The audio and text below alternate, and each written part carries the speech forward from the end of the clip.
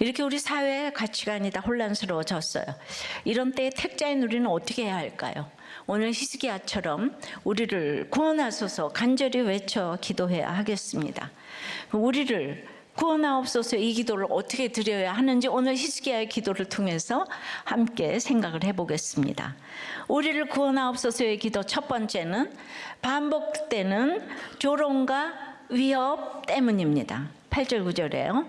랍사게가 돌아가다가 아수르 왕이 이미 라기스에서 떠났다 함을 듣고 림나로 가서 아수르 왕을 만났으니 왕이 거기서 림나와 싸우는 중이더라. 아수르 왕은 구스 왕 디르하가가 당신과 싸우고자 나왔다 함을 듣고 다시 히스기야에게 사자를 보내며 이르되, 자, 우리가 이제 지난주 1절부터 7절까지를 보면요. 그 전에 단 2차례 연설로 예루살렘 백성 모두를 제압한 랍사게로 인해서 히스기야는 옷을 찢고 굵은 배를 두르고 성전으로 들어가서 대신들을 역시 굵은 배를 두르게 해서 이사야에게로 보냅니다. 왜 이사야에게로 보냈을까요? 이 대신들이 아주 협상의 달인이라서 보냈을까요? 기도 대장이라서 보냈을까요? 지금 이제 유다는 너무 넘어질 일이 왔어요. 근데 너무 두려워하고 있으니까 사실은 이제 말씀으로 꾸짖음을 받고 처방을 받고자 보냈다고 할 수 있어요. 그랬더니 지금 너무 두려워하고 있는데 하나님이 이사야를 통해서 하나님을 모욕하는 말로 두려워하지 말라. 그를 거짓 영의 소문으로 칼에 죽게 하리라고 구체적으로 처방을 해주셨어요. 이제 이사야는 이 말씀을 붙잡고 기도하는 거예요. 이런 말씀이 없으면은 이 환경만 붙잡고 울며 불며 기도하는데 그렇다고 응답이 되는 게 아니에요. 요즘 우리가 예레미야 큐티를 하잖아요. 그러니까 막 경고를 하고 계속 그러면서도 내가 널 고쳐주겠다 경고했다. 그러니까 그냥 이 살아있는 여호와의 말씀이니라. 그러니까 9절마다 나오는 거예요. 하루 본문에 11절까지 그냥 여호와의 말씀 여호와가 막 14번이나 나오고. 그러니까 기도는 절대 말씀 붙잡고 하라는 거예요. 그때는 성경이 없던 시절이라 이사야가 하나님 대신 말씀 역할을 지금 한 것이죠. 그래서 이 말씀 받았어요. 다시 현실로 돌아옵니다. 현실은 더 무서워. 이제 랍사게가 돌아가다가 들었어요. 아수르 왕을 만났어요. 그 왕이 또 듣고 하는 것들이 이 소문에 의한 것임일 수 있겠구나. 이게 얼음표타게 느껴지는 게 있죠. 맞아요. 그때 사네립 왕이 림나의 반란을 진압하는 중이었어요. 근데 아수르의 목표는 지금 예루살렘만이 아니에요. 그 일대 전체를 다 점령하고 나아가서 이제 애국까지 정복하려고 하는데요. 그래서 아수르 왕 사네립이 직접 군대를 이끌고 나와서 예루살렘 근처 요새 도시인 라기스에 머물고 있어요. 근데 이제 그때 아수르 왕에게 소문이 들려요. 당시 애굽까지 이렇게 통치하던 남쪽 구스의 왕 디르하가가 쳐들어온다는 소문이에요. 그러니까 사네립이 들은 것은 애굽이 먼저 공격해 왔다는 소식이었어요. 아무리 천하무적 아수르 군대라 해도 전통 강국인 애굽과 싸우려면 이건 이제 긴장해서 대비해야 되잖아요. 그런데 바트 아직 이 쥐새끼 같은 이 예루살렘을 자기가 보기엔 점령하지 못한 거예요. 그 당시 아수르는 적어도 성으로 둘러싸인 유다에 46개 성읍을 다 파괴하고 정복하고 빼앗았다고 해요. 그러니까 유다는 이제 예루살렘 성읍 하나만 달랑 남은 이제 위기 상황이지만 사네립 편에서 보면 다 이긴 싸움인데 마지막 잎새 하나 예루살렘이 달랑달랑 매달려 있어. 안 떨어지고 있어. 근데 예루살렘을 포위하고 있는 병력을 빨리 빼내서 애국군과 싸워야 하니까 사네립이 지금 마음이 급한 거예요. 그래서 이제 사네립이 다시 히스기야에게 사자를 보내는 거예요. 그래서 이제 10절에 너희는 유다의 왕 히스기야에게 이같이 말하여 이르기를 내가 믿는 내 하나님이 예루살렘을 아수르 왕의 손에 넘기지 아니하겠다 하는 말에 속지 말라. 사내립이 이번에는요 편지를 보냈어요. 예, 지난번에는 랍사게를 통해 말로 전했잖아요. 이제 말은 들을 때는 엄청난 일도 지나면 잊혀져요. 말은 순간이잖아요. 예, 요새야 녹음, 녹화 다 할 수 있지만은 말 자체는 사실 담아둘 수가 없어요. 그런데 글은 언제든 볼 수 있게 남기는 거잖아요. 예, 근데 이번에 글로 보냈어요. 그래서 역사에는 좋은 말을 많이 하는 사람보다는 좋은 글을 많이 쓴 사람이 남더라고요. 예, 저도 큐티를 날마다 쓰면서 했기 때문에 지금 이제 날마다 살아나는 큐티로 여러분을 찾아갈 수 있게 된 거죠. 예, 근데 이렇게 눈티, 귀티만 했다면 지금 남은 게 없어요. 여러분들 큐티를 자동차 타고 가면서 귀티했다고 큐티한 게 아니에요. 하나도 기억에 남지 않아요. 예, 그렇게 듣더라도 본문을 보면서 써가면서 여러분들이 못하면은 그걸 녹취를 하면서라도 그래야 남아요. 근데 이게 이 편지가 나쁜 내용이면 더 괴롭잖아요. 위협과 조롱의 말을 듣는 게 힘들지만 그냥 그 순간 지나면 사라지잖아요. 근데 편지로 딱 써서 주면 내가 버리지 않으면 죽을 때까지 남아있는 거예요. 이 글은 무서운 거예요. 편지에 제일 먼저 쓴 내용이 뭐예요?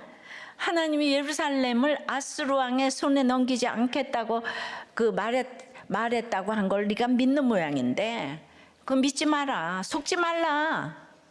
원어를 직역하면 하나님이 속이게 하지 말라. 그거 다 사기라는 거예요. 그러니까 랍사게를 통해 말로 할 때는 히스기야가 속이게 하지 말라 했어요. 예. 그런데 그때는 히스기야하고 지금 이제 사네립 더 무서운 이 왕이 편지를 보낸 거잖아요. 예. 그런데 이번에는 하나님을 조롱하면서 하나님을 사기꾼 취급하는 거예요. 하나님을 믿는 생각과 가치관과 선택의 근간을 그냥 엄청 지금 조롱하고 비웃는 거예요. 나 욕할 때는 그래도 야, 네가 믿는 예수가 그것밖에 안 되냐? 이러면 우리가 굉장히 힘이 들죠. 이렇게 이제 조롱이 다가 아니에요. 여기다가 이제 위협도 했어요. 11절부터 읽어볼게요. 아수르의 여러 왕이 여러 나라에 행한 바 진멸한 일을 내가 들었냐? 그런데 네가 어찌 구원을 얻겠느냐? 내 조상들이 멸하신 여러 민족 곧 고산과 하란과 레셋과 들라살에 있는 에덴 족속을 그 나라의 신들이 건졌느냐? 또 하마당 아르바당 스바라인 성의 왕과 헤나와 아와의 왕들이 다 어디 있느냐라 하니라. 그러니까 지금까지 아수르가 진멸하고 멸한 여러 민족들을 가슴에 줄줄이 단 훈장을 자랑하는 것처럼 막 자랑을 하는 거예요. 유다보다 훨씬 강한 나라들도 다 아수르에게 멸망당했는데 네까지 어떻게 구원을 얻겠느냐. 그들도 저마다 다 신을 얻었어. 그냥 이방신도 다 믿었고 뭐 랄랄랄라. 근데 그 신들이 건져주지 못했다. 그리고 그 나라들은 지금 다 사라져서 찾을 수도 없게 되었어.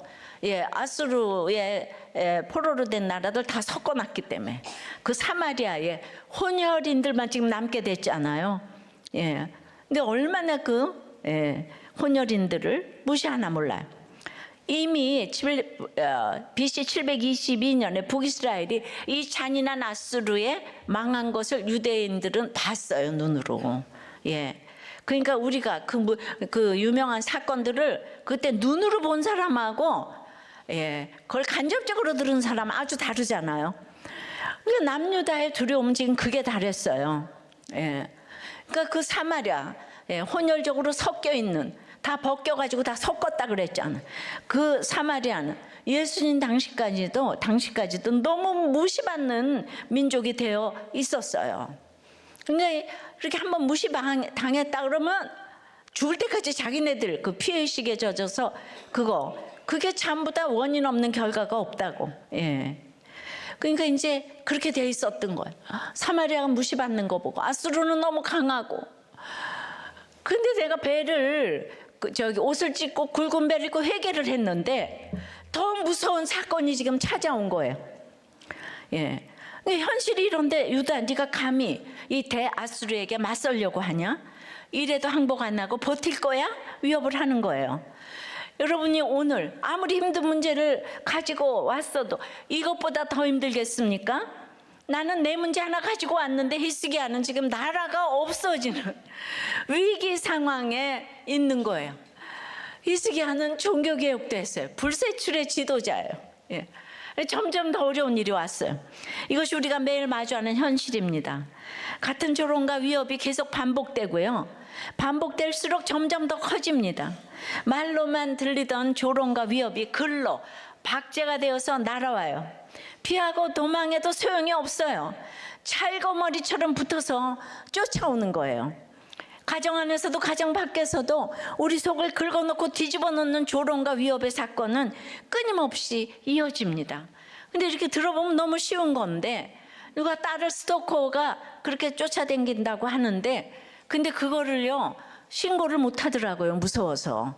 예, 그리고 또 그러니까 그렇게 우리가 굉장히 쉬운 거를 이 세상 사람들은 이래서 못하고 저래서 못하고 학교를 못 보낸다는 거예요. 학교를, 그 좋은 학교를 갔는데 말이죠. 그런데 바로 이렇게 힘든 상황에 있기 때문에 이제 어떻게 해야 된다는 거예요. 오늘 이게 히스기야의 기도잖아요. 유명한. 우리를 구원하소서 기도해야 된다는 거예요. 힘들지 않으면은 구원이 필요하겠어요? 구원된 상태인데 무슨 구원을 바라겠어요? 예, 구원이 필요 없으면 하나님도 찾지 않아요. 찾지 않을 뿐만 아니라 찾아오셔도 무시해요. 그러면 그게 축복입니까? 잠깐 행복하다가 영원히 고통을 당할 텐데 어떻게 축복이겠어요? 우리 삶이 반복되는 조롱과 위협으로 가득하기에 그 조롱과 위협이 갈수록 심해지기 때문에 우리가 구원을 필요로 하고요. 구원하실 하나님을 찾는 거예요. 우리를 구원하옵소서 기도할 수밖에 없는 거예요. 따라서 우리가 오늘 당하는 조롱과 위협의 사건은 절망할 이유가 아니고요. 그런 고난은 우리를 구원하옵소서에 기도할 이유가 되는 것입니다. 그러니까 히스기야의 유명한 기도가 이래서 나온 거예요. 적용 질문이에요. 어떤 조롱과 위협을 당하고 있습니까? 반복적으로 점점 더 심하게 당해서 절망합니까? 구원에 더욱 간절해집니까? 언제 어떻게 기도하고 있습니까?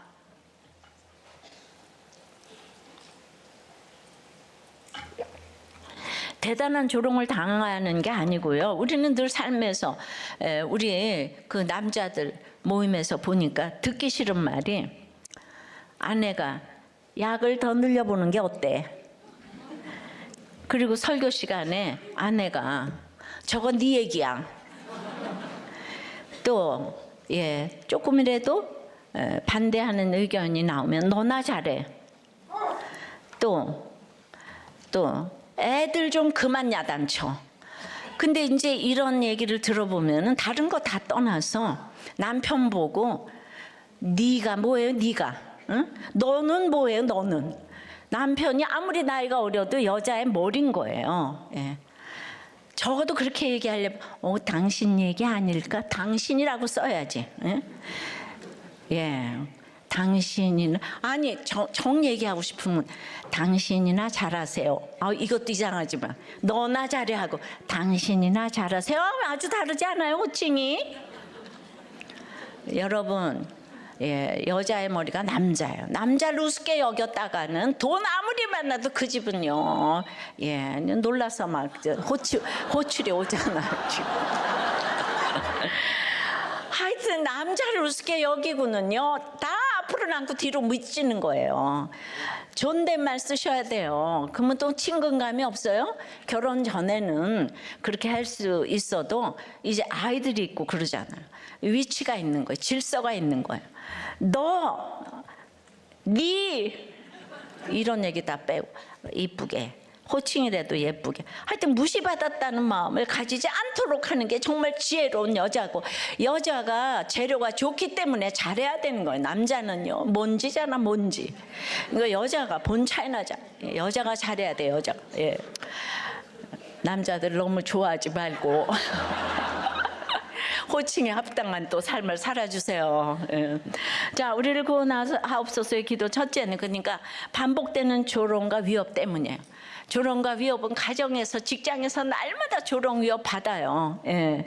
그러니까 그때 우리가 할 수 있는 게 뭐예요? 우리를 구원하옵소서 기도해야 돼요. 둘째는 살아계신 하나님께 기도를 드려야 돼요. 14절 15절에 히스기야가 사자의 손에서 편지를 받아보고 여호와의 성전에 올라가서 히스기야가 그 편지를 여호와 앞에 펴놓고 그 앞에서 히스기야가 기도하여 이르되, 이제 히스기야가 수많은 글을 받아봤을 텐데요, 이 아수르 왕의 편지가 가장 무겁고 무서운 글이었을 거예요. 너무너무 수치스럽고 분하고 두려웠을 거예요. 나라의 운명을 결정해야 되잖아요. 편지 들고 읽기도 힘들었을 거예요. 여러분들 인생의 무게가 너무 무겁고 힘들어서 당장이라도 주저앉고 싶은데 히스기야가 그렇게 하지 않아요. 그건 답이 아니기 때문이에요. 여러분들이 지금 그 상황에서 포기하고 절망하고 떠나고 사라지고 이혼하고 죽는 거, 이런 것들은 절대로 해결책이 될 수가 없어요. 자자손손 더 큰 조롱과 위협이 반복될 뿐이에요. 나무 십자가 피하면 뭐가 온다고요? 철 십자가가 기다리고 온다는 거예요. 요즘에 예레미야에서 나무 멍에 피하면 쇠멍에가 오잖아요. 그러니까 히스기야는 주저앉는 대신 이제 성전으로 또 올라가는 거예요. 왜죠? 지난주일에 이미 이사야에게 말씀을 받았잖아. 그러니까 더욱 말씀의 자리로, 예배의 자리로 올라가는 거예요. 그러면 어떻게 합니까? 그 무거운 편지, 쳐다보기도 싫은 편지, 당장이라도 불태워 없애버리고 싶은 편지를 어디에 놓습니까? 여호와 앞에 딱 펴서 놓는 거예요. 하나님께 보여드리는 거예요. 수치스럽고 분하고 두려운 것들을 모두 펴서 하나님께 맡기는 거예요. 성전에 와서 이렇게 목장 예배에서 우리가 터놓고 다 얘기하고 말씀으로 해석 받으면서 여호와 앞에서 기도하는 거하고 똑같아요. 제가 아무리 생각해도 지나침이 없어. 우리도 교회가 이 교회 와서 모든 걸 얘기하니까 하나님께서 이렇게 우리들에게 치유함을 주시고 여러분들의 자유함을 주신지 믿습니다. 감추고 있으면 안 돼요. 편지를 하나님 앞에 내놓고, 성전이잖아요. 우리가 이 성전들이 다 모여 있는데, 성전, 우리 몸이 여호와의 성전이야. 성전들이 모여 있는데 인간이 100% 악하고 죄인인데 뭘 그렇게 감추겠어요. 응답받는 기도는 이 내 환경에서 말씀을 붙잡고 기도하는 것이기 때문에 큐티하면서 퀘션 타임 하면서 그래서 이제 구속사로 해석하면서 기도하는 것이 얼마나 대단한 응답인지 모릅니다. 이미 히스기야는 말씀을 붙잡았기 때문에 이사야로부터 이제 옷을 찢지도 않고 이게 더 힘든 일이 왔지만은 기도하는 거예요. 여러분, 예레미야서부터 계속 말씀을 붙잡는다. 이게 무엇이겠어요? 이번 주에 말씀 붙잡는 거. 예레미야 30장 17절에 우리가 상처가 중해요. 상처로부터 새살이 돋아나게 하여 너를 고쳐주리라. 30장 11절에도 이는 여호와의 말씀이라. 내가 너희와 함께 있어 너를 구원할 것이라. 너를 흩었던 그 모든 이방을 내가 멸망시키리라. 그럴지라도 너만은 멸망시키지 아니하리라. 여기까지 너무 좋잖아요, 그죠? 근데 그 뒤에 그러나 내가 법에 따라 너를 징계할 것이요 결코 무지한 자로만 여기지는 아니하리라. 이게 구속사인데요. 고쳐주리라. 멸망시키지 아니하리라. 여기까지는 거짓 선지자, 참 선지자가 다 똑같이 얘기를 해요. 그런데 11절, 이건 예레미야가 한 얘기잖아요. 고쳐주지만, 멸망시키지 않겠지만, 참 선지자 예레미야의 다음 말은 그러나 법에 따라 징계하고 결코 무죄한 자로 여기지는 아니하겠다고 하시는 거예요. 하나님은 끝까지 택자인 나를 그냥 고쳐주는 게 아니고 값을 치러서 고치시기를 원하신다는 거예요. 위로만 해주는 것이 고쳐주는 것이 아니라는 거예요.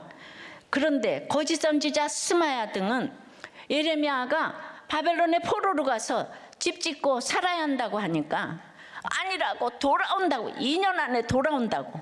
그러니까 그런 소리 하는 예레미야를 대제사장 보고 책망하라고 예레미야 막 나무 멍이를 막 다 꺾어가지고 그렇게 맨날 위로만 하고 돌아온다 이렇게 확신하고 이런 사람들은 그 29장 23절에 이웃의 아내와 간음하고 거짓을 내 이름으로 말하는 것을 나는 알고 있는 자로서 증인이라고 하나님이 이렇게 얘기하시는 거예요. 그래요 29장 32절에는 스마의 자손을 벌하리니 이 백성 중에 살아남을 그의 자손이 하나도 없을 것이라. 하나님이 행하려는 복된 일을 보지 못하리라. 여호와의 말씀이니라. 기억나세요? 이번 주 큐티예요. 자, 오늘도 예레미야 31장에 라헬의 통곡과 에브라임의 탄식이 왜 그런가? 그들이 멍에에 익숙하지 못해서 하나님이 징벌을 내렸다고 하는 거예요. 라헬은 남편의 사랑 받았잖아요. 모든 거 갖춰서. 거기 후손이 또 에브라임이야. 근데 이 사람들이 왜 통곡을 하고 탄식을 하냐고요. 잘나서 멍에에 익숙하지를 못해. 그래서 하나님 사랑해서 징벌을 내렸대요. 그럼에도 주님은 그냥 그들을 그냥 사랑해서 깊이 생각하시고 창자가 들끓어 불쌍히 여기리라는 거예요. 하나님 누군가 택자를 미워하지 않아요. 그러면 오늘 그거를 깨달으면 단잠을 잔다는 거예요. 깨어서 우리가 깨어서 하는 일이 뭔가 하면은 이제 아비가 포도를 먹었다고 내 이가 시다고 남 탓을 하지 않는다는 거예요. 여러분 이렇게 말씀 붙잡고 기도하는 사람은 남 탓을 하지 않아요. 남 탓을 하지 않으면 말씀이 깨달아져요. 남 탓을 하지 않아야 말씀이 깨달아져요. 그들 아무리 거짓 제사장들처럼 거짓 선지자처럼 날마다 남들한테 좋은 얘기를 하는데 말씀이 안 깨달아져. 그러니까 남들을 다 이렇게 이제 구렁텅이에 빠지게 하잖아요. 이것이 바로 이정표가 되는 삶이라고요. 그러니까 이제 이 말씀을 듣고 그거가대로 계속 기도를 하니까 이번 주일에도 만인 제사장 시대에 이 선지자들 얘기가 나오잖아요. 저한테 하는 얘기잖아요. 거짓 선지자들은 나만의 이 사생활이 필요하다고 가서 한 일이 이웃의 아내를 간음한 거잖아요. 그죠? 그러니까 우리는 모든 게 이론론인데 경건주의는 아닌 거예요. 근데 내 생활 찾겠다고 하면서 죄만 짓고 있는 모습을 보게 되잖아요. 그러니까 이제 저도 이제 선지자고 이러니까. 그러니까 나는 이제 천국 갈 때까지 내 생활이 없는 게 맞아요. 그렇게 뭘 하려고 그러면 안 돼. 그리고 내가 또 어디 가서 뭘 하겠어요. 내가 뭘 하나 사도 내가 가서 뭘 성형수술 한다 그러면 전 세계에 소문날 거 아니에요. 할 수 있는 게 없어. 할 수 있는 게 그거를 인간적으로 생각하면 불쌍한 거잖아요. 그러니까 거짓 선지자들은 예레미야를 불쌍하게 보는 거예요. 그러니까 저 찌질하게 사는 인간, 그러면서 자기네들은 이웃의 아내를 탐하고 하나님이 말하지 않는 거짓을 하나님의 이름으로 말했다는 거예요. 쓸데없는 계속 위로를, 희망을 주는 거예요. 그러므로 이 차별금지 제정은 창조 질서를 막는 악법이에요. 낙태의 동성애 옹호는 왜냐하면 생명이 끊어지는 거죠. 그러니까 그런 게 나만의 사생활 보호가 아니라니까요. 우리 시대에 너무 잘생긴 배우 록 하우드슨이 있었어요. 무기여 잘 있거라, 자이언트 여기 주인공으로. 저 사람 어떻게 저렇게 잘생겼나. 근데 1960년도서부터 그 사람이 동성애자인 거예요. 근데 이 동성애가 왜 안 끝나냐면은 너무 엄청난 부자가 돼가지고 그 쾌락을 유지할 수 있는 그게 되는 거야. 없어야지 그런 동성애자들이 다 부자고요. 다 지식이 있어요. 합리화를 하는 거예요. 그러니까 그래서 그 사람이 에이즈로 죽었잖아요. 59살에. 그 많은 돈을 가지고 그동안에 자기하고 관계했던 사람이 막 소송을 하고 돈 내놓으라 그러고 맨 마지막에 너무 추한 거예요. 그러니까 나만의 사생활 이딴 얘기 좀 하지 마시고 그럼 우리 어떻게 해야 돼요? 우리를 구원하옵소서가 저절로 이제 나와야 되는 거예요. 그러나 상대방이 아무리 악을 행해도 믿는 우리는 법을 지켜야 돼. 약속을 지켜야 돼요. 믿음은 상식을 초월하는 게 아니에요. 저는 그냥 우리나라에 우리들 교회에서 큐티한 이 꿈나무들이 제발 커가지고 대통령도 나오고 대법원장도 나오고, 그래서 말을 한마디를 해도 금과 옥조 같은 말을 하고 약속을 지키는 사람, 약속을 그렇게 아무도 안 지켜요. 너무 이상하지 않아요? 예. 그러니까 우리가 지금 이제 어떤 구속사에 이것들이 계속 좀 이제 자리매김하는, 이제 제가 이 땅에 없어도 반드시 그렇게 될 날이 오게 될 줄 믿어요. 말 한마디를 해도 씨알이 먹히는 얘기를 해야 되는 걸. 여러분, 사울부터 시드기야까지 북이스라엘 남유다에 모두 42명의 왕이 있었어요. 그런데 이렇게 명시적으로 하나님께 기도했다고 기록된 왕이 딱 3명이야. 다윗, 솔로몬, 히스기야요. 저 역대기에 므낫세가 1명 더 있어요. 므낫세는 가장 악한 왕이에요. 근데 그도 회개하고 기도했기 때문에 똑같은 기도했다는 그 표현을 쓴다고요. 근데 다른 왕들에게 어려움이 없었겠습니까? 아니죠. 많은 어려움이 있었어요. 나라가 망할 뻔한 적도 있고 직접 멸망을 겪은 왕들도 있어요. 그런데 그 환경에서 하나님 앞으로 올라가서 하나님께 진정으로 기도한 왕은 이렇게 3명밖에 없다는 거예요. 기도라는 말이 너무 익숙하고 기도해야 하는 건 다 알지만은 실제로 이렇게 구속사적으로 기도하는 사람이 없는 거예요. 말씀을 붙잡고 기도해야 되는 거지, 살려주리라, 네 시작은 미약하였으나 나중은 창대하리라, 이딴 말씀만 가지고 하는 게, 말씀 붙잡고 하는 게 아니에요. 그러니까 왕 같은 사람일수록 이런 기도를 더 하네요. 로커드슨이 세상에 그런 60년대에서부터 50년대부터 그 유명한 사람이 그때도 동성애를 했는데 끝까지 아이도 안 낳고, 그리고는 그 많은 돈을 해서 그 밑에 나머지 사람들이 다 소송해서 돈 뺏어가려고, 나한테 에이즈 뭐 이걸 안 알렸다 뭐 이래가지고 뭐 몇백만 불을, 아유 세상에. 네, 그러니까 왜 그럴까요? 기도를 받으시는 유일한 대상을 우리가 알지를 못하기 때문에, 하나님이 누군지 모르기 때문에 회개가 안 되기 때문이에요. 그래서 누구에게 기도하느냐가 너무 중요해요. 15절에요. 그룹들 위에 계신 이스라엘의 하나님 여호와여, 주는 천하만국의 홀로 하나님이시라. 주께서 천지를 만드셨나이다.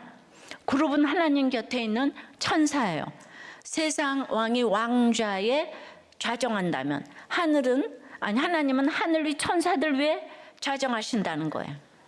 진짜 왕의 영광과 권능은 오직 하나님께만 있는데, 이렇게 높으신 하나님이 바로 이스라엘의 하나님 여호와시라는 고백이자 기도예요. 이 하나님이 어떤 분이라 고백합니까? 천하만국의 홀로 하나님이시래요. 천지를 만드셨다고 합니다. 온 우주에 하나뿐인 하나님, 그야말로 원탑이시고 절대자인 하나님이심을 찬양하는 거예요. 우리가 무릎 꿇고 믿어야 할 존재는 엄청난 군대를 끌고 와 우리를 조롱하고 위협하는 사네립 같은 사람이 아니라 천지를 창조하신 하나님이신 줄 믿습니다.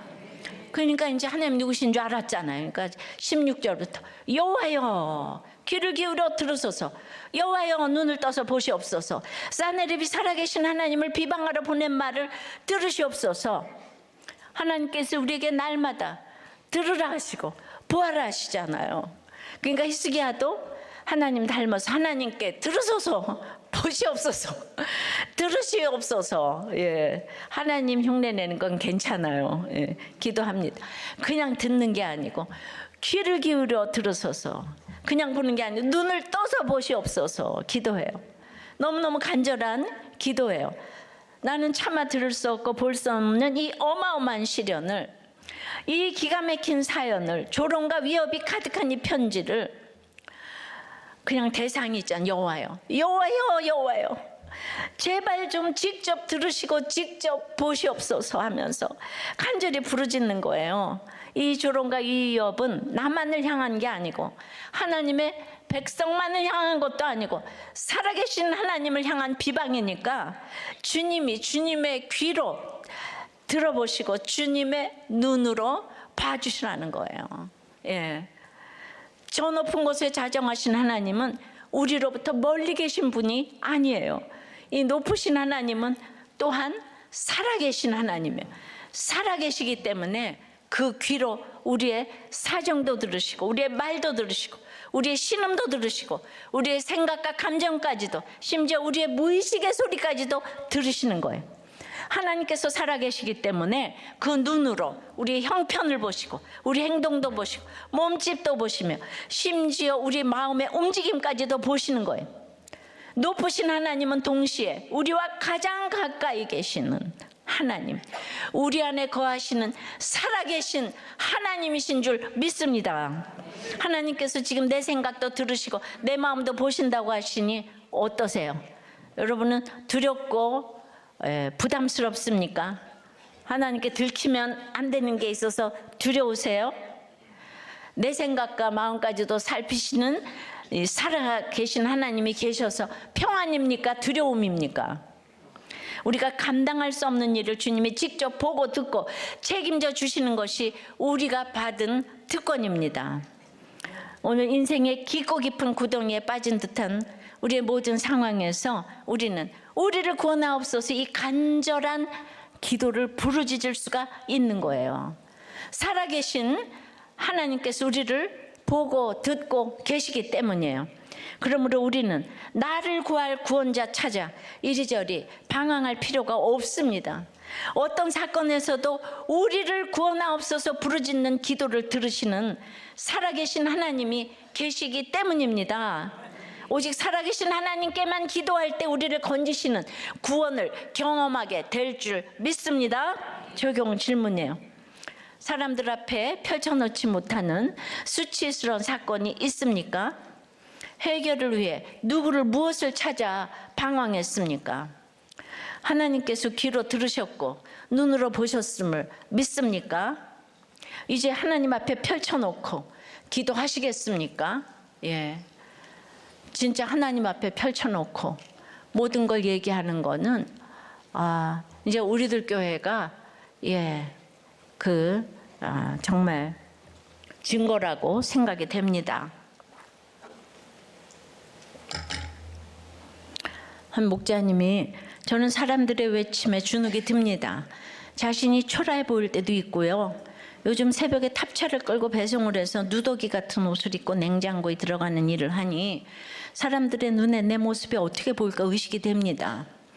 우리들 공동체에서 하나님이 주신 장로라는 직분이 가벼운 자리가 아닌데 세상의 돈과 권세에 왠지 눌리고 주눅이 드는 것이 속임을 당하는 것이라는 묵상이 됐습니다.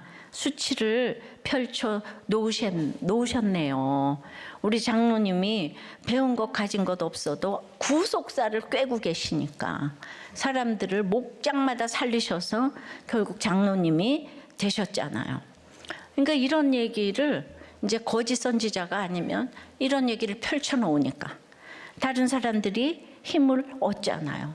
그러나 나는 웬디던가 같은 죄인이라고 인정이 되고 묵상이 되고 언제나 내가 관계를 맺고 싫으면 언제든지 버리고 가는 그 웬디덩하고 나가 똑같다. 그러니까 항상 자기를 직면하고 보는요. 이런 나눔을 해주니까 모든 사람들이 자기 얘기를 하는 게 쉬운 게 아닌가 싶어요. 자, 우리를 구원하옵소서. 첫째는 반복되는 조롱과 위협 때문에 기도해야 돼. 두 번째는 그 대상이 살아계신 하나님인 거예요. 그리고 기도하는 가장 큰 목적은 영혼 구원인 거예요. 세 번째는 영혼 구원이 목적이에요. 17절, 18절. 여호와여 아수르 여러 왕이 과연 여러 민족과 그들의 땅을 황폐하게 하고 또 그들의 신들을 불에 던져 싸우니 이제 기도를 들으시는 살아계신 하나님을 고백하고 기도할 수밖에 없는 힘든 상황을 들어달라고 간구한 히스기야는 이제 자기 앞에 놓인 문제를 인정하는 거예요. 그래서 직면하는 기도를 드려요. 여기서 오늘 히스기야가 과연 그랬습니다. 이건 참으로 정말로 진짜로 그렇다는 거예요. 아스루 왕이 지금 조롱하고 위협하잖아요. 근데 그게 아니다 그런 게 아니고 조롱하는 게 다 맞다는 거예요. 아스루 왕의 말이 다 맞다. 당신이 나보다 옳다 인정했어요. 예. 아수르 왕들이 세상 여러 나라를 황폐하게 할 만큼 강한 나라라는 게 맞다는 거예요. 그 신들을 불에 던질 만큼 힘이 세다는 것도 맞다고 받아들여요. 이미 닥친 문제를 직면하지 못하는 것은 두려움 때문 같아요. 연약하기 때문에 직면하지 못하고 회피한다고 생각할 수 있습니다. 하지만 다시 생각해 보면 오히려 이 자아가 강하기 때문에 직면하지 못하는 거예요. 자신이 문제 때문에 힘든 나보다 나아야 한다는 그 굳센 신념 있죠. 내가 이렇게 제가 옛날에 내가 자살하고 싶은데 내가 자살하는 게 굉장히 자존심이 상하더라고요. 나 같은 사람이 어떻게 자살을 하나, 그런 거. 그러니까 힘든 나보다 나아야 하는 거예요, 내 자신이. 그래서 문제를 제대로 바라보지 못해요. 그러니까 두려운 것은 문제 자체보다는 문제 때문에 상처와 피해를 받을 자신의 모습이잖아요. 결국 내가 머물고 싶은 자리에서 내려오는 거가 너무 싫은 거, 피하고 싶은 거예요. 지금 내가 처한 현실, 내가 빠져있는 이 구덩이를 직시하고 받아들여야 하는데요.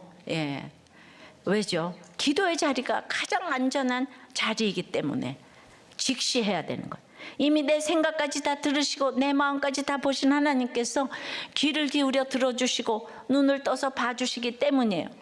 내 믿음으로 직면하는 게 아니라 나와 함께 하시는 살아계신 하나님을 힘입어서 인정하고 받아들일 수가 있게 되는 줄 믿습니다. 그러니까 내 자신을 인정하는 거, 이거 굉장한 거예요. 자신을 직면하게 되면서 이어서 히스기야는 매우 중요한 기도를 드리는데요. 18절 19절이에요.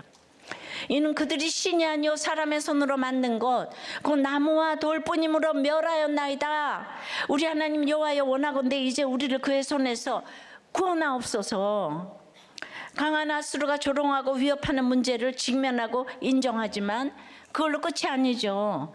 아수르가 강할 수 있었던 것은 아수르 자신의 능력뿐만 아니라 아수르가 40이라면 다른 사람은 10밖에 안 되기 때문에 40도 너무 약한데 이방 나라들이 믿는 것이 살아계신 하나님이 아니라 나무와 돌로 만든 우상이었기 때문에 아수르를 막지 못하고 진멸당했다는 거예요.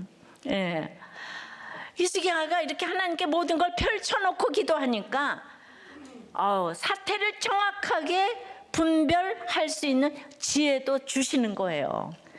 그러니까 이 지혜를 갖춘 지도자가 장차 나오기를 바라는 것이에요. 이게 구속사가 아니면 이런 지혜가 없어요.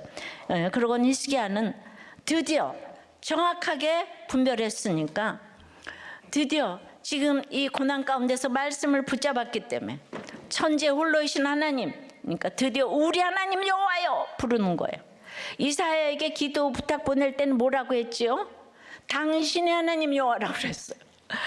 근데 자신이 자기 발로 하나님의 성전에 올라가서 문제의 편지를 하나님 앞에 딱 펴놓고 살아계신 하나님을 고백하면서 아수르가 나보다 강해요. 맞아요. 다 이겼어요. 자, 민족을 인정하면서 그러면서 우리를 구원하소서 기도하니까 이사야의 하나님 여호와께서 우리 하나님 여호와가 된 거예요. 우리 하나님 여호와. 우리가 기도할 줄 몰라도, 살아계신 하나님을 잘 몰라도 예배의 자리에 올라와 함께 예배 드리고 목장에 나와 지체들의 기도 같은 나눔을 듣다 보면 어느덧 우리 하나님 여호와, 나의 하나님 여호와를 찾게 되는 것과 같습니다. 그래서 이 짧은 구절에 여호와여 여호와여 여호와여 우리 하나님 여호와여 이렇게 나오는 거예요. 이게 기도예요. 히스기야가 우리 하나님 여호와께 드리는 핵심이 뭐예요? 여호와여 이제 우리를 그의 손에서 구원하옵소서. 이제까지 일어난 일 다 들으셨고 다 보셨으니 그러므로 이제는 우리를 저 무서운 아수르 왕의 손에서 건져주옵소서, 구원하옵소서 외치는 거예요. 근데 하나님이 이 기도를 왜 들어주셔야 될까요? 히스기야의 그 간절한 기도의 목적이 뭘까요? 19절 그리하시면 천하만국의 주 여호와가 홀로 하나님이신 줄 알리이다 하니라. 우리를 구원하시면 여호와가 하나님이시라는 것이 아니고요. 우리가 이게 말씀을 붙잡아야 된다 그랬잖아요. 이사야를 통해 말씀을 주셨잖아요.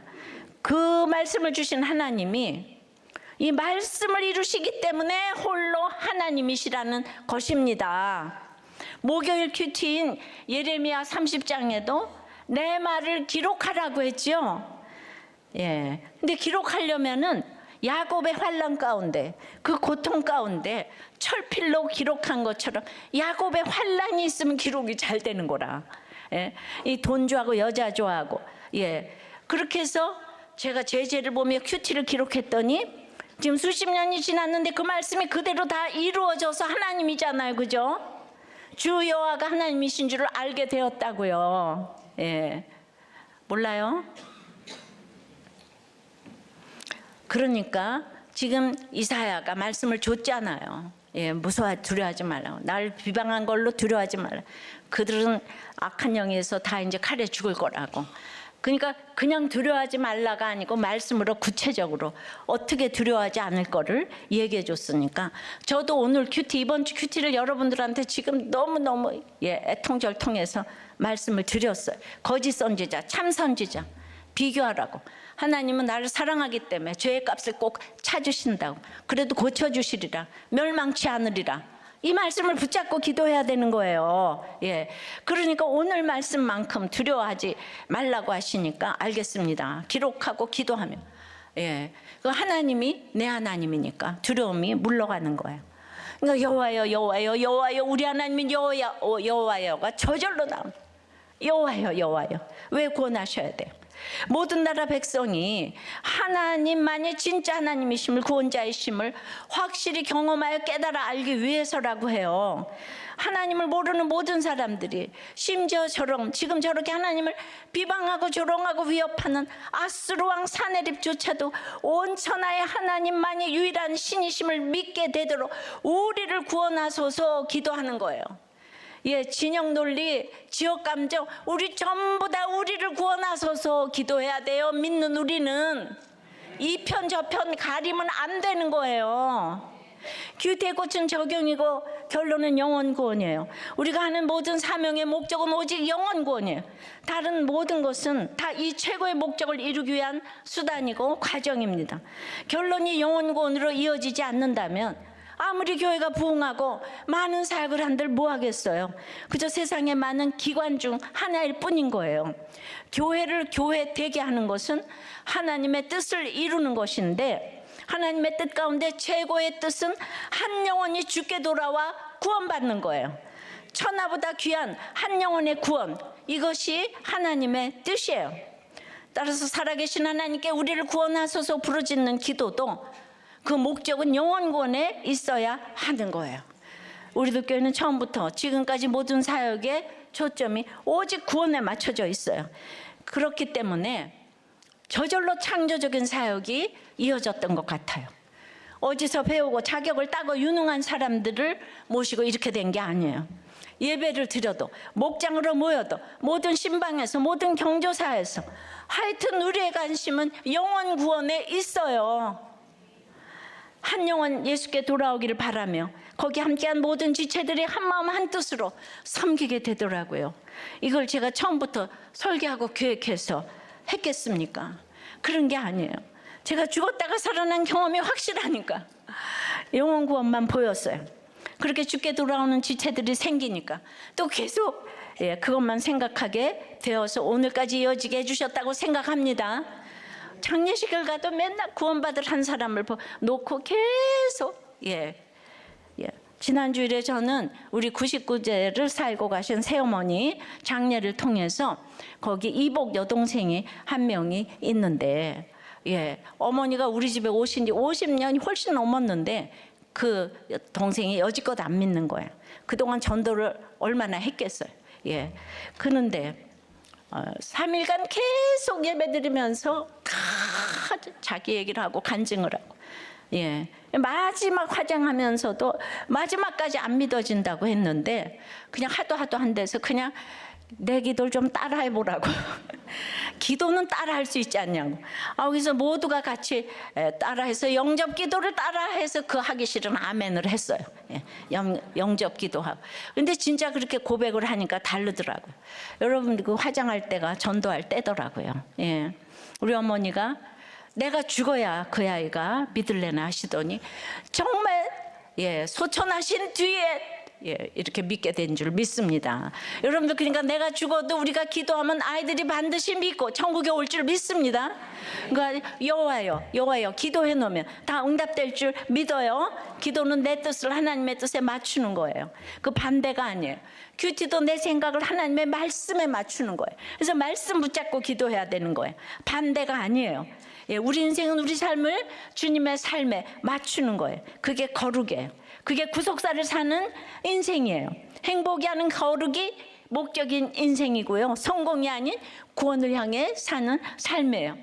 우리가 이렇게 하나님이 가장 원하시는 구원을 목적으로 기도할 때 우리를 구원하옵소서의 기도가 100% 응답되는 기도가 될 줄 믿습니다. 7,000배의 응답을 받게 될 줄 믿습니다. 적용 질문이에요. 요즘 가장 큰 기도 제목은 무엇이에요? 그 기도는 왜 응답되어야 합니까?